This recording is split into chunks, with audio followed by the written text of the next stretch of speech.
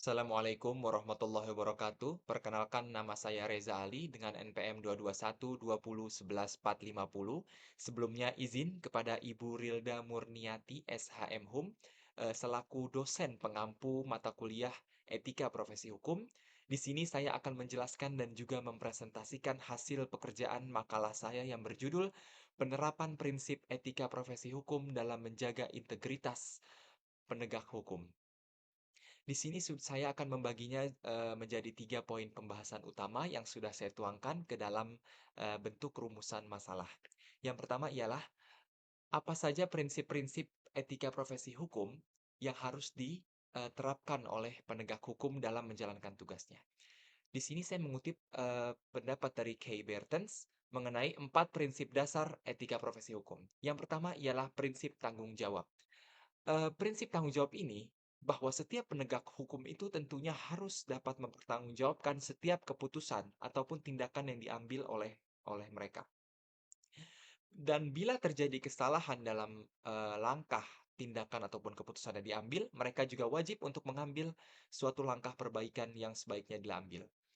Nah, penerapan prinsip tanggung jawab ini memastikan bahwa setiap penyimpangan ataupun tindakan yang ada itu juga harus ditanggungjawabkan demi kredibilitas para penegak hukum itu sendiri. Yang kedua ialah prinsip keadilan.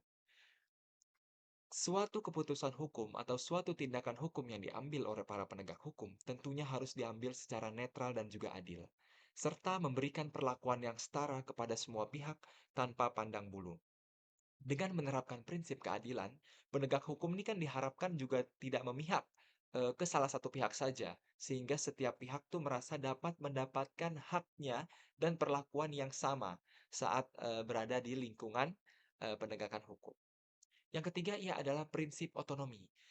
Prinsip ini menekankan kebebasan bagi penegak hukum dalam melaksanakan tugasnya tanpa adanya intervensi dari pihak-pihak eksternal. Nah, meski memiliki kebebasan, setiap penegak hukum juga harus tetap berpedoman pada norma dan kode etik yang berlaku dan harus tetap konsisten dengan prinsip-prinsip hukum yang berlaku. Yang terakhir, yang keempat, ialah prinsip integritas moral. Setiap tindakan dan juga keputusan yang diambil oleh para penegak hukum harus didasari oleh nilai moral yang tinggi, seperti kejujuran dan konsistensinya dalam bertindak. Integritas moral ini tentunya menjadi suatu fondasi yang penting bagi terciptanya kredibilitas dan juga kepercayaan publik kepada penegak hukum. Penegak hukum yang berintegritas ini tentunya tuh tidak hanya menjalankan tugasnya dengan benar gitu, sesuai kode etik yang berlaku, tetapi kan juga akan memberikan contoh perilaku yang baik dan juga etis bagi masyarakat umum. Permasalahan yang kedua, apa saja tantangan dan juga hambatan dalam menerapkan prinsip etika profesi hukum ini di lingkungan penegakan hukum? Yang pertama ialah adanya rendah kualitas dan kesadaran moral. Banyaknya para penegak hukum ini nih belum sepenuhnya mengimplementasikan nilai-nilai etika yang seharusnya diimplementasikan oleh mereka. Hal ini kan terlihat ya di ma- eh, pada dunia nyata. Terdapat adanya kecenderungan penyimpangan dalam praktik penegakan hukum, seperti adanya korupsi, kolusi, nepotisme, dan sebagainya. Nah, kurangnya kesadaran beretika ini juga akan mengakibatkan perbedaan antara teorinya gimana dan praktik di lapangannya juga gimana. Yang kedua ialah penyalahgunaan wewenang dan juga penyimpangan fungsi. Praktik-praktik seperti korupsi tadi dan penyalahgunaan wewenang kan bukan hanya merusak reputasi si penegak hukum itu sendiri, tetapi kan juga akan berdampak luas kepada sistem eh, penegakan hukum secara keseluruhan. Penyimpangan ini juga tentunya akan berdampak dengan menurunnya kepercayaan masyarakat karena dianggap sebagai pelanggaran terhadap prinsip dasar keadilan. Yang ketiga ialah mekanisme pengawasan penegak hukum yang lemah. Keterbatasan sistem pengawasan internal ini membuat pelanggaran etika ini sulit dideteksi atau ditindak secara tegas. Tanpa adanya pengawasan dan sanksi yang efektif, pelanggaran etika profesi hukum di kalangan penegak hukum cenderung juga akan berulang terjadi dan akan merusak sistem penegakan hukum secara keseluruhan. Yang terakhir ialah keterbatasan pendidikan etika. Pendidikan etika yang belum pendidikan etika profesi hukum maksudnya, yang belum optimal di kalangan penegak hukum ini tentunya juga akan membuat pemahaman mengenai standar moral dan etika profesional, dari penegak hukum itu sendiri juga minim. Kurikulum pendidikan etika profesi hukum yang belum sepenuhnya mengutamakan aspek edukasi etika akan berdampak pada rendahnya, kualitas, penegak hukum dalam mengimplementasikan nilai-nilai tersebut dalam praktik, sehari-hari mereka. Ke pembahasan yang terakhir, yang ketiga, yakni bagaimana upaya yang dapat kita lakukan untuk memperkuat penerapan prinsip etika profesi hukum di kalangan penegak hukum. Yang pertama yang paling penting ialah peningkatan edukasi dan juga pelatihan bagi para penegak hukum.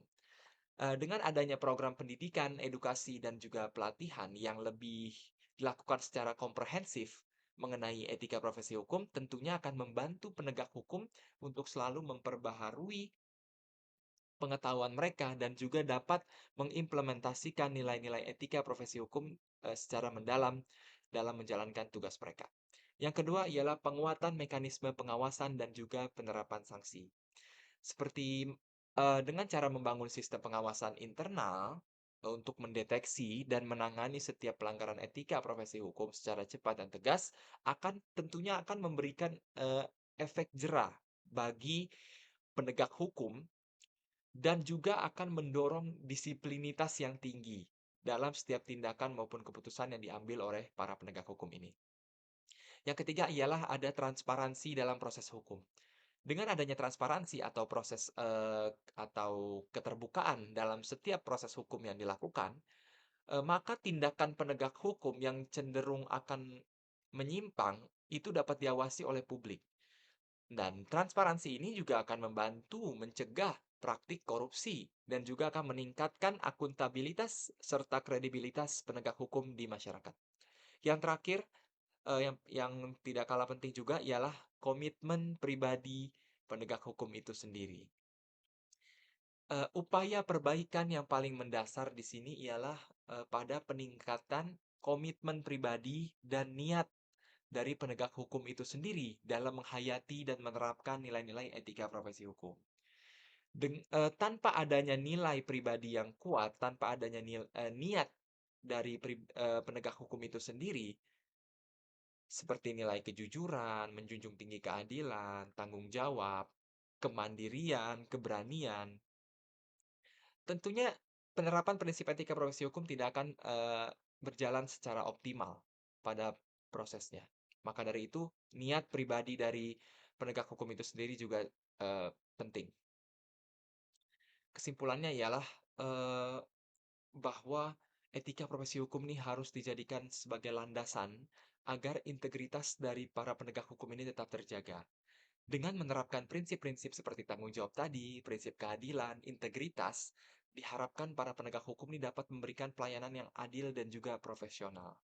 Sekian materi dari saya. Wassalamualaikum warahmatullahi wabarakatuh.